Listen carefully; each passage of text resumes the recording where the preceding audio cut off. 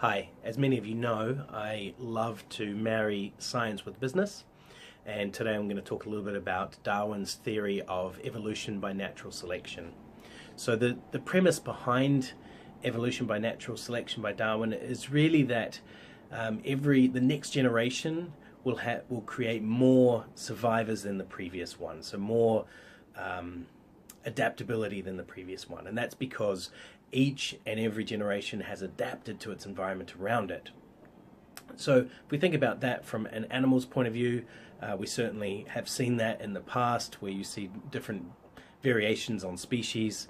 And if you think about businesses, the same thing's happening, and there's a big change that's happening at the moment. There's lots of things around adopting technology, which helps with various aspects of business, AI, all these sorts of things.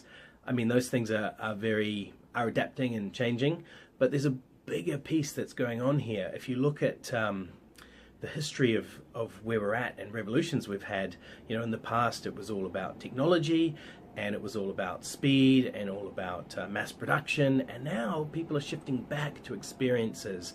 They're shifting back to artisanal, back to handmade, back to the story and the life. And so what's happening is a lot of larger firms are struggling to keep up with this, and firms that were very large and effectively integrated both vertically and horizontally, they're having some real issues at the moment where other businesses are taking over some of their customers. And if you look at one of the posts I did earlier last week was around non-bank lending.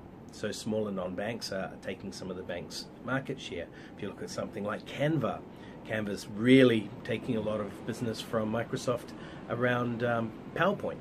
So there's a lot going on in this industry, and I think it's generally in business, and I think it's really important for us to stay focused on our customers and what they want. So it's really critical to be able to measure what they want, talk to them, understand what they want, and then be able to put in actions that allow you to drive towards that. So one of the things we have to help with that is the Financial Peak Performance Framework. It's a great framework that really helps you understand who your customers are and how to measure your success in dealing with them, and then how to take action and drive results.